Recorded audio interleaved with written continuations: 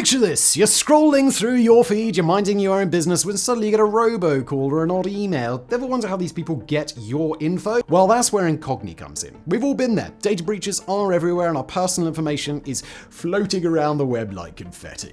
Now here's the deal. Data brokers. They're like the shady middlemen of the internet, collecting and selling your data without you knowing it. They've got everything from your name, email address, possibly even your social security number, financial history, even your shopping habits. It's not just annoying, it's pretty dangerous. Imagine someone getting their hands on that kind of info. Incogni steps in to fix that. It's like your personal data bodyguard. They'll reach out to all those data brokers, demand your info be removed, and keep doing it for you over time. It's simple. You sign up, you tell them what to protect, and kick back while they handle the messy work. No need to spend years going after data brokers yourself, and no awkward phone calls with shady companies. And the best part, you can try Incogni risk-free for 30 days. Just use the promo code SHADOWS at incogni.com/shadows, and you'll also get 60% off an annual plan. Bit of a steal for peace of mind, right? Big thank you to Incogni for sponsoring, and now back to today's video. In the heart of Beijing, just a few blocks from the bustling streets filled with tourists and locals, lies a dark secret known to few, but feared by many. One night, Lu Xia, a middle-aged woman who had traveled to the capital to seek justice for the wrongful demolition of her home, vanished without a trace. Her family's frantic search led them to the murky underbelly of China's justice system, the notorious black jails.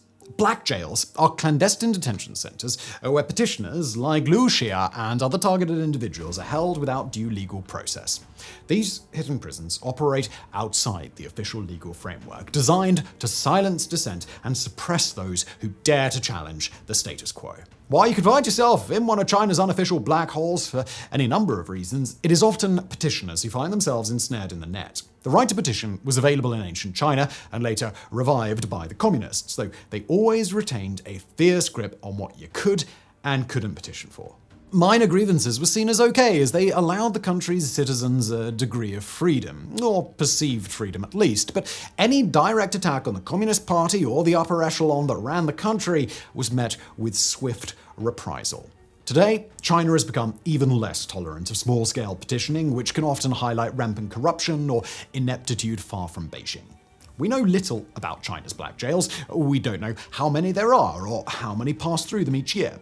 Officially, per the Chinese government, they don't even exist. But a growing number are now speaking out about their own experiences, dragged from their homes in the middle of the night, bundled into a car, and then into darkness.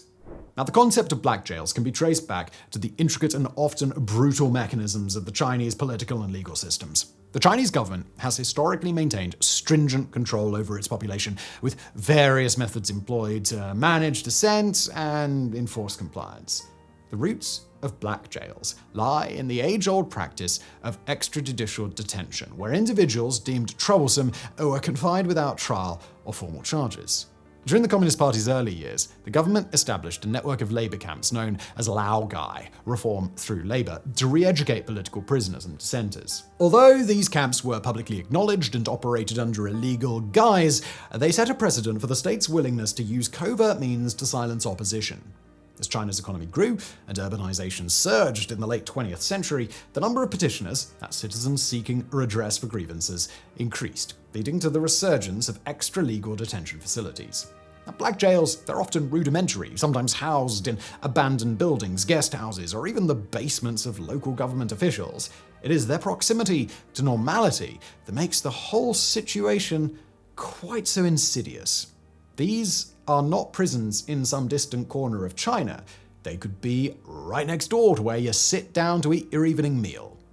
Black jails started to be set up just over 20 years ago, in response to the Sun Zhigang incident in 2003, when a young man mysteriously died in police custody. Sun Zhigang was a 27-year-old graphic designer who had recently moved to Guangzhou, a major city in southern China, in search of better career opportunities. On March the 17th, Sun was stopped by police during a routine check and found without his temporary residence permit, a document required by the Chinese custody and repatriation system.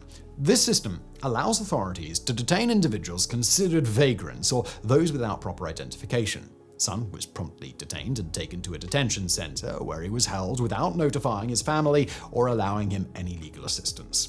The CNR system, which had been criticized for its arbitrary and abusive nature, was supposed to manage the transient population and reduce urban crime, but often it resulted in severe human rights violations.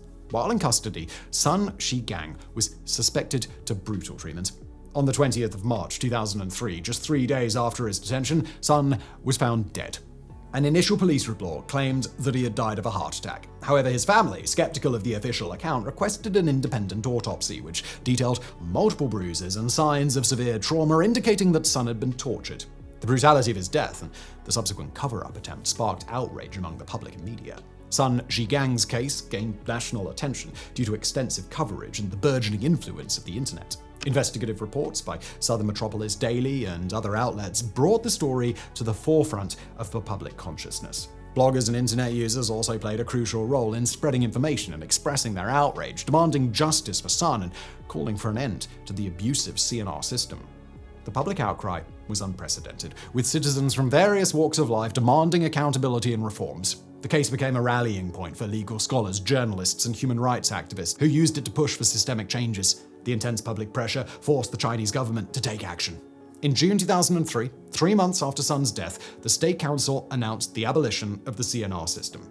It sounded like good news, but in fact, the broken, cruel CNR system was merely replaced with dark, clandestine pits, now known as black jails.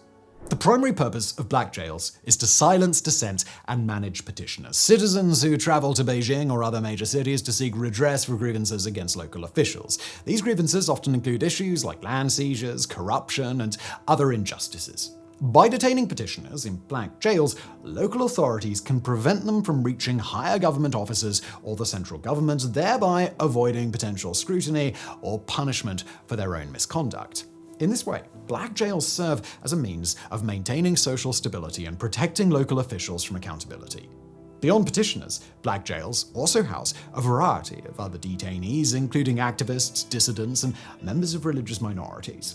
Activists who campaign for human rights, environmental protection, or political reform are particularly vulnerable to extrajudicial detention. Dissidents who criticize the government or advocate for democratic reforms are similarly targeted. Additionally, religious minorities such as Falun Gong practitioners, Uyghur Muslims, and underground Christians often find themselves detained in black jails as part of a broader effort to suppress religious expression and maintain ideological control. As the practice became more widespread, black jails grew in number and complexity.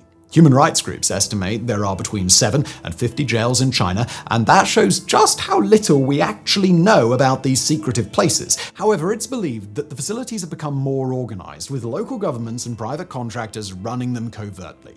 Despite international condemnation and domestic criticism, these hidden prisons persist, symbolizing the dark undercurrents of China's rapid modernization and its relentless grip on power. The evolution of black jails reflects chilling adaptability, ensuring that those who dare to challenge the system find themselves trapped in a shadowy limbo, far from the promises of justice and reform. In contrast to China's official detention and prison systems, which are subject to legal regulations and oversight, black jails operate entirely outside the law. Official prisons and detention centers are supposed to follow due process, including formal charges, trials, and sentences, even though these processes may be flawed or manipulated. Detainees in the official system have at least some nominal rights and some access to legal representation. Black jails, on the other hand, are characterized by their complete disregard for the legal norms. Detainees are often held without formal charges or trials, and their detention is not recorded in public or any official documentation. This lack of transparency makes it nearly impossible for detainees' families to locate them or seek legal recourse. It highlights a parallel, shadowy system of punishment and control that operates with impunity, far removed from the formal legal institutions of the state. Most who visit are too terrified, too browbeaten when released to ever consider speaking out again. But some have painted a nightmarish image.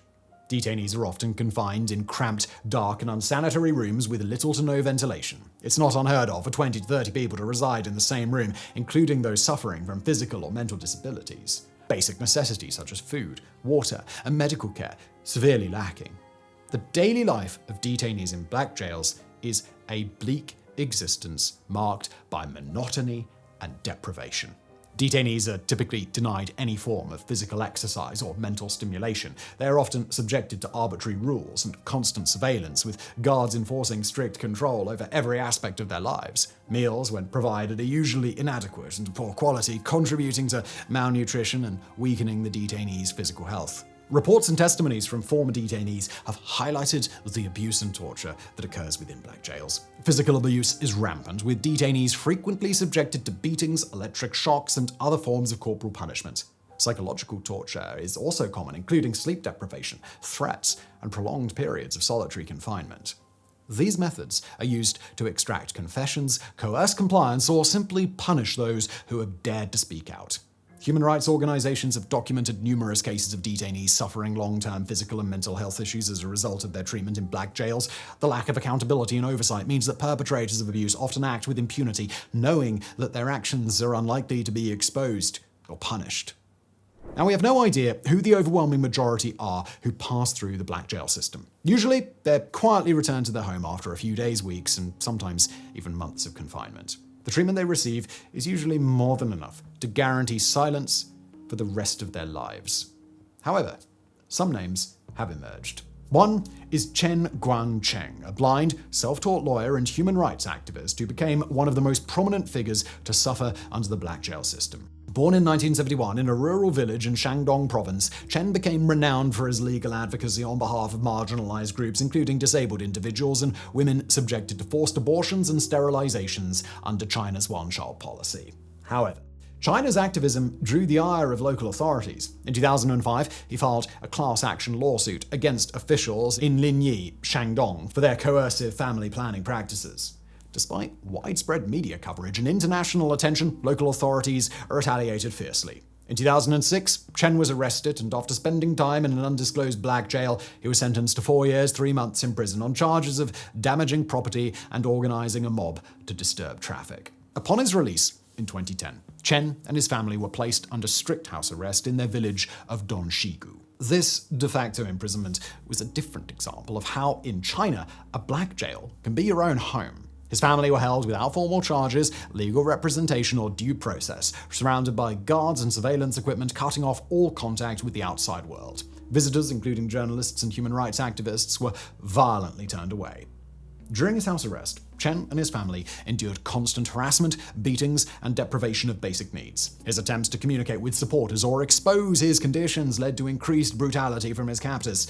In a dramatic escape in April 2012, he fled to the US Embassy in Beijing seeking asylum. Following intense diplomatic negotiations, he and his family were allowed to leave China and relocate to the United States. But sadly, things didn't end so well for Cao Shunli, a determined human rights activist who paid the ultimate price for speaking out. Born in 1961, Cao Shunli dedicated her life to advocating for greater transparency and participation in China's human rights processes. Her activism focused on involving civil society in China's Universal Periodic Review at the United Nations Human Rights Council. In September 2013, she was arrested at Beijing Capital International Airport while attempting to board a flight to Geneva to participate in a UN human rights training program. Her detention was part of a broader crackdown on activists who had sought to hold the Chinese government accountable for its human rights record. During her detention, Cao was held in a black jail, where she was subjected to appalling treatment, including physical abuse and denial of medical care. Despite suffering from multiple health issues, including tuberculosis and liver disease, she was not given adequate medical attention. Her condition deteriorated rapidly while in custody. International human rights organizations and foreign governments repeatedly called for Cao's release and for her to be given proper medical care. However, the Chinese authorities ignored these pleas. Cao's health continued to decline, and she was eventually transferred to a hospital in critical condition. On the 14th of March, 2014, Cao Shunli died just 6 months after her arrest due to complications arising from a lack of medical treatment.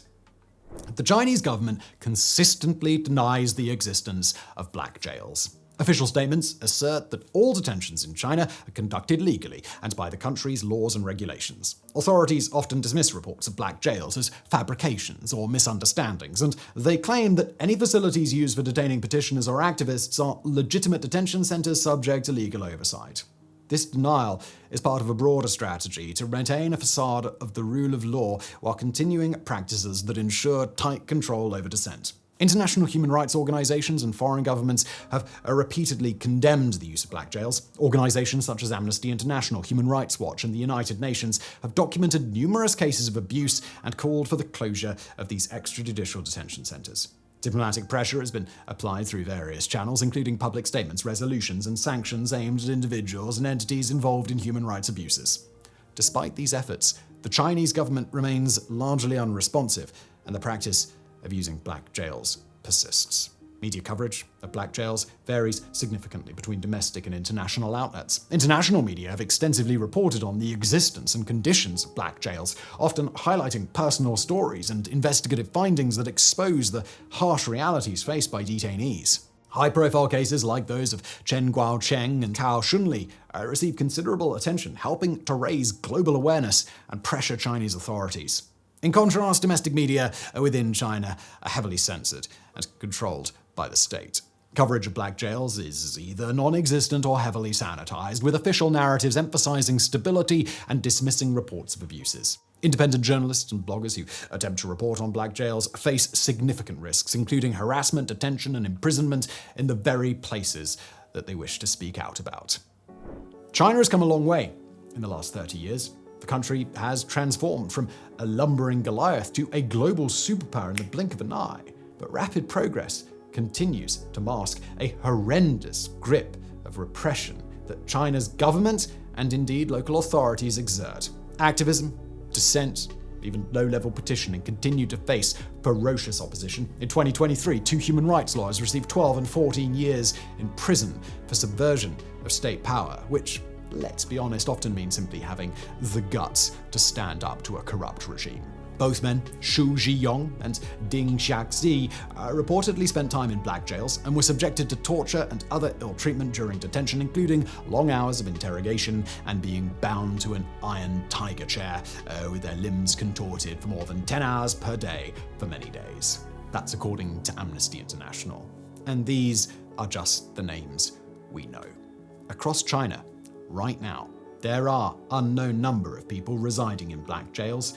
We'll probably never know their names or hear their stories, and many will simply be dumped back in their homes, their spirits broken, their body scarred. Their will to speak out forever extinguished.